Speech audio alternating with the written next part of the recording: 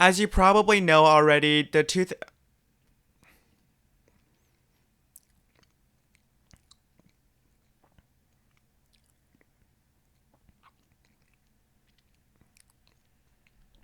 As you probably know already, last night's election results was a wave for the Democratic Party.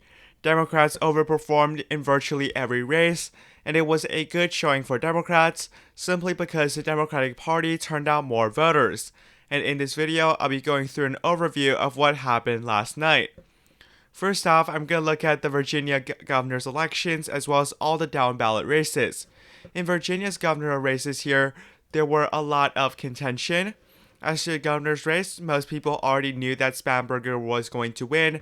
Virginia's a blue state. This is a non-presidential election year, right after Donald Trump got elected in 2024.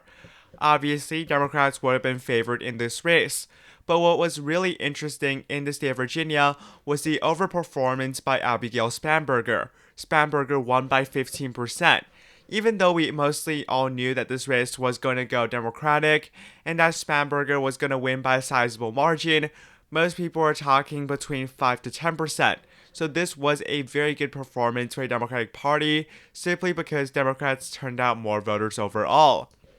Two of the biggest counties across the state shifted Democratic by over 10%.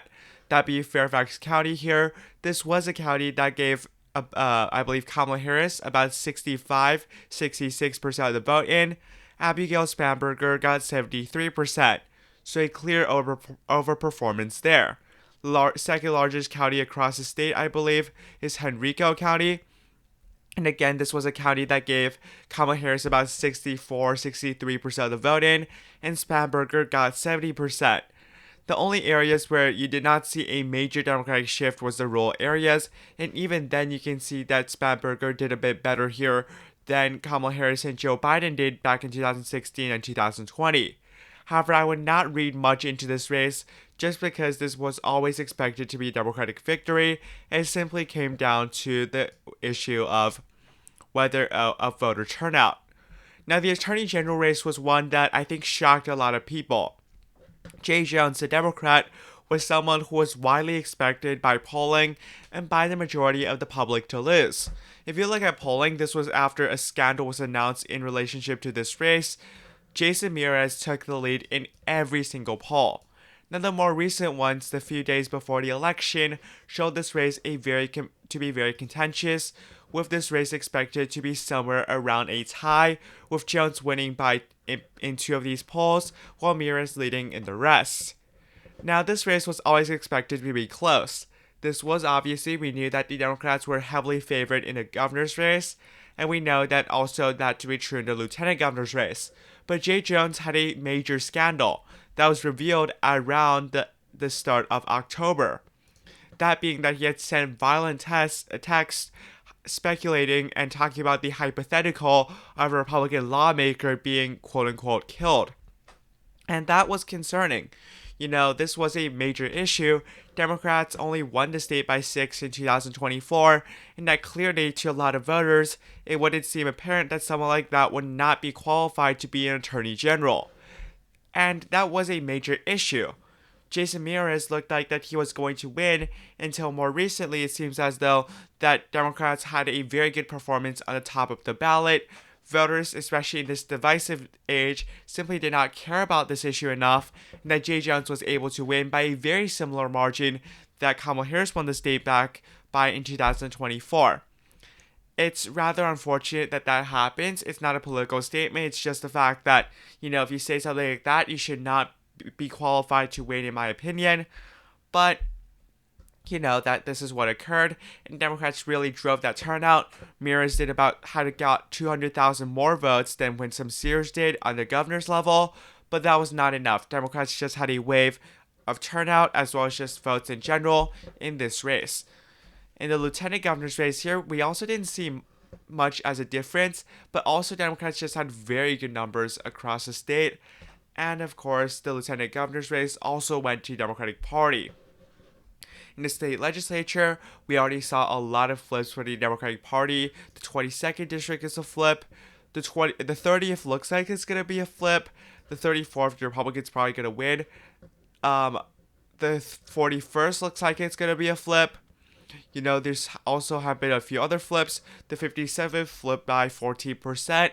The 64 flipped by like 6%. The 66 flipped by 4%, etc. It looks like the Democrats will gain up almost a dozen, if not more than a dozen, of these House of Delegate races.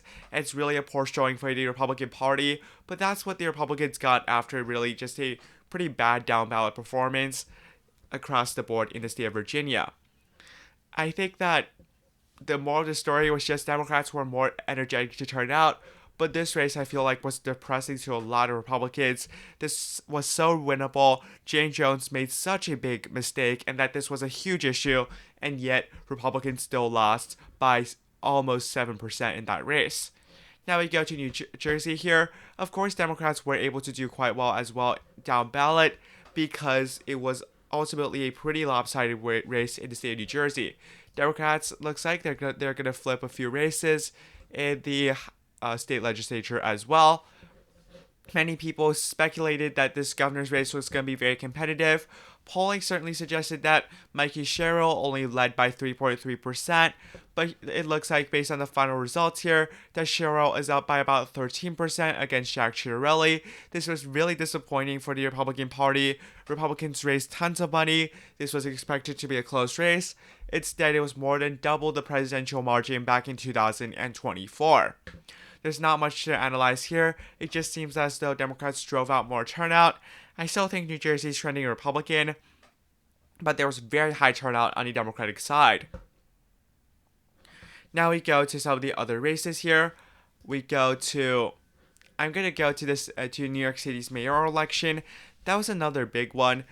Zohran Mamdani, who was kind of the candidate that was representing the quote-unquote underrepresented, the quote-unquote poor, and that was kind of the message that he ran onto. Andrew Cuomo, the independent, the former governor of New York, we all knew he had a scandal back in 2021, forced to resign to disgrace. However, he seemed like though he was close to winning this New York City mayoral election. Eric Adams dropped out and endorsed Cuomo. So this was a race where Mamdani was the favorite. We all knew that. Polling suggested Mamdani was going to win by double digits. It was a bit closer than what polls suggested, but Cuomo really was never the favorite. This was always going to be difficult for Cuomo to pull off. He did not pull it off. Silva only got 7% of the vote as a Republican. That contributed to this race being overall quite competitive, probably because a lot of voters felt as though that they were going to vote for Cuomo instead of Silva. That was a lot of Republican mindset because they knew that Cuomo had the best chance of winning, and they'd rather have Cuomo than Mamdani. But Mamdani right now is at the majority of the vote, just over 50%. This race was not that competitive, albeit it was actually more competitive than the Democratic primary, where Mamdani won after the ranked choice round by about 13%. So turnout was pretty high overall, I would say. This was the highest turnout since 2001, probably because we knew that this race was going to be more competitive than some previous mayoral elections in New York City, which have been very lopsided. Now, California also had another very impactful kind of proposition. It's the only major ballot initiative, and it was that the quote-unquote congressional redistricting measure that would allow Democrats to redistrict the state of California. This is after Republicans changed a lot of district lines in Texas, as well as a few in other states, which netted Republicans about 7 to 8 seats. Now, approving this measure would say that Democrats have more control over the state of California's redistricting, and as a result, Democrats could gain about 6 or up to 5 seats in the state of California. Now, this ballot initiative, it looked like it was going to be hard to pass for the Democratic Party, because it was always going to be a hard pill for voters to swallow that they would be voting for gerrymandering, which is essentially a legal version of election fraud, in my opinion. Anyhow, in the last polls, it did seem as though this ballot initiative was going to pass. It just seemed as though that the Democratic areas around San Francisco turned out a lot higher than the rural areas. The Republican areas were not very energetic to turn out, and Democrats overperformed their 2024 margins. Los Angeles in particular, Democrats are running 15% ahead of 2024. So the other counties, Riverside County Democrats are also, running significantly ahead, San Bernardino as well. So that's kind of why Democrats are doing well. Most of this is early vote. The election day vote, which has not been tabulated and will not be finished to be tabulated in the next week or so. The final results are going to come in like a week. It's expected that the margin will probably drop to about 18-20% in my opinion, but nevertheless, this was a convincing win for the Democratic Party. That being said, California is California.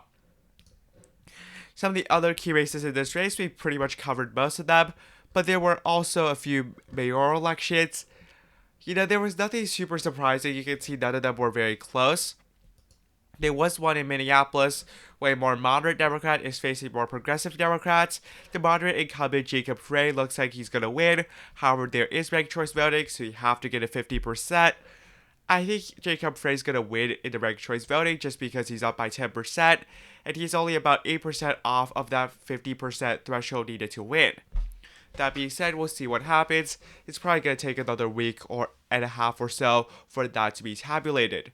The final state I want to look at, I'm going to briefly look at Colorado here. There's nothing really significant. Maine, there's also nothing that significant. But there is something significant from Pennsylvania, that being a few special elections, not special elections, a few judicial elections that can be taken a look at. Democrats kind of swept the Supreme Court races. They had a question of whether to retain their incumbent Supreme Court justices, and about 61% in all three races voted to retain their current incumbents. That's not very surprising. Democrats had a wave, but you can see that the yes, which is pretty much voting for the Democrat, was 20% higher than the no, suggesting the Democrats won by over 20%. That being said, if you're the incumbent and if the question is phrased in this way, it does seem as though Democrats would probably win, albeit this is a pretty good margin for the Democratic Party. Finally, Democrats also won two other core elections by 12%. It just seems as though Democrats were a lot more enthusiastic. The Superior Court race, as well as the Commonwealth Court race, were pretty similar in terms of the overall margin, but Democrats just had a very strong showing. And yeah, that was pretty much it. Democrats had a good night overall. They just got a lot more turnout than the Republicans did. It's not really much of a surprise, but Democrats definitely had a very good turnout. What does that mean for 2026 and 2028? Nothing really. It's often expected that the Democratic Party, or whichever party is not in the White House, will do very well in the off-year election of 2025 after the president of the opposing party is elected for one entire year. It doesn't necessarily translate to anything in 2026 or 2028, but as of right now, it just seems as though the Democratic Party has significantly more energy, which makes sense, but the extent of the Democratic overperformance could be a worrying sign for the Republican Party. Anyways, thank you for watching today's video. Be sure to like and subscribe to my YouTube channel. Thank you so much for watching. Have a nice day. Goodbye.